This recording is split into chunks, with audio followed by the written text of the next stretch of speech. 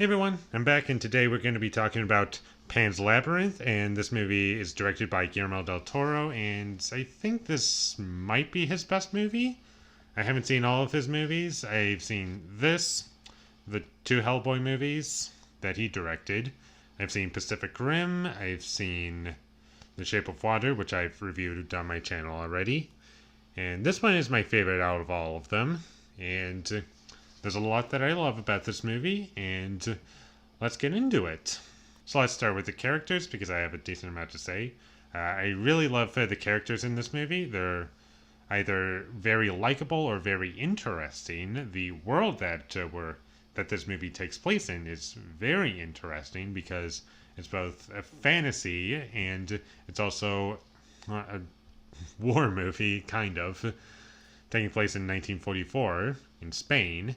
And what I love is that those are two separate stories going on at the same time, but they don't feel as if one is conflicting with the other because it's very well presented. It gives an equal amount of time to both the fantasy elements and the war elements and the more realistic parts of the movie. And this movie is also fairly violent, and in those moments, they never feel fake. The blood looks real, and it really feels as if there are consequences to characters' actions in the movie. I'm going to talk about our main character in this movie, Ophelia. I think she's a great character. I think she's like the perfect character to have in this movie in terms of where the fantasy elements of this movie go. I think they're very interesting. She really makes everything compelling through her perspective. Nothing, for the most part. For the most part, the effects look great. There are some effects that look a little dated, but if you can overlook that, then it's going to look great. And there are creature effects in this movie that I think are great. And I think the designs of the creatures in this movie are great. I think they're excellent. Doug Jones is in this movie, and he's a really great character actor, and I think he does a great job making the creature that he plays in this movie believable. Anything that involves characters in this movie, I really loved. And not to say that any of the other elements don't work for me, because they definitely do, and I'll talk about those things, but the characters, they really hold this movie together. And I also think that every character in this movie is very distinct. It doesn't feel as if every character in this movie blends together. They really feel like each character in this movie feels like a different person. And I really love that about the movie. I'm going to talk about the captain character in this movie. I think he's a great antagonist in the movie. And he really has clear motivations, and he's just a cold human being, and you don't really like anything about him. And I found it interesting that all he cares about is his soon-to-be-born son. And he just wants his son to be born where he is. And he really is just cruel the entire movie. And he doesn't really like to show any emotion, and he just tortures people basically and makes them feel as if they don't have any power at all. I should also mention this, there are more things going on than just the two tones and stories going on in this movie. Within that war element that's going on in the movie, there's more going on than just I should also mention that there is more going on in this movie than just the two storylines that I mentioned. There's elements going on in the war element, the more realistic element of the movie. That's not the fairy tale stuff.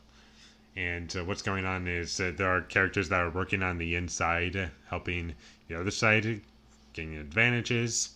And all of that was really interesting for me. And this movie was never boring for me. It was very well paced. It never feels as if the movie is wasting any time whatsoever. The movie never lost me. And in terms of things that I didn't like about the movie, I would say that there are some things that don't really make any sense. Not because, it's just so far out there in terms of like the fantasy elements going on that I just don't understand. No, no, no. There are some things that characters do that just don't make any sense. Like, for example, when our main character Ophelia is given a task, she has this piece of chalk that you draw to make a door, and then you can go through it, but it only lasts for so long. But one problem that I have is she delays that task because if something comes up, and I can't really say what it is because that would spoil the movie. But the time that the person who gave her this task comes back and asks her why she didn't do the task, he later then gives her like information about her task that would be very useful to know. And when that was going on, all I was thinking to myself is, why didn't you tell her any of this the first time that you gave her this task? And I'm talking about the second task that happens in the movie. There are 3 tasks that she is given, one at a time, but you don't know that because the movie, it's kind of secretive in terms of how it presents its information. It's just slowly showing you things, and you're not really sure where it's building to. And it's not like something horrifying, as like a horror element is being built up and it's going to be very terrifying, but there is a reveal at the end as to what all of this was building up to. But my criticism is that what the character who assigned Ophelia the task, why he withheld information with her, that was kind of stupid and didn't make any sense to me. And another issue I had was with how our main character, Ophelia, she is in the 3rd task of the movie, and what she does is she opens the door and goes through it.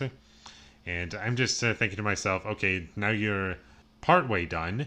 Now all you have to do is, in theory, just draw another door with the same chalk, and you can easily make your way to the end of where you need to go. But she doesn't do that. Instead, she just leaves the chalk on the table and just leaves it there for whatever reason.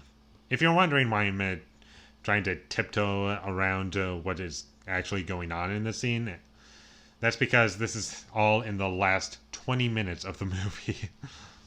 Not both of my problems, the one I just mentioned with leaving the chalk on the table.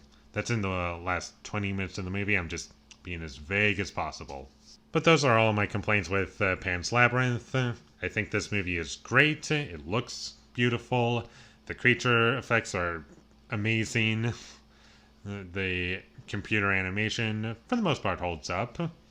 There's like one effect that didn't hold up as well as everything else, but I'm not taken out of it a whole lot. And the movie is fun. It's interesting.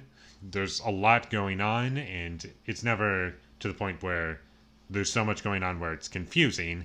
It has a reason for being as long as it is. It's a 2-hour movie, but it earns every minute of that runtime. And I'm going to give Pan's Labyrinth a 9 out of 10. So those are my thoughts on Pan's Labyrinth. If you enjoyed this review, be sure to leave a like and comment down below what you thought of Pan's Labyrinth down below. And my social media links will be in the description down below, so follow me there. And last but not least, subscribe to be a part of Foley Nation. And I'll see you when I get my next review up, and that's going to be for Joker. So look forward to that. It's a movie that I saw in theaters and never reviewed, and I think it's about time that I talked about it. But until I get that up, thank you for watching, and have a great day.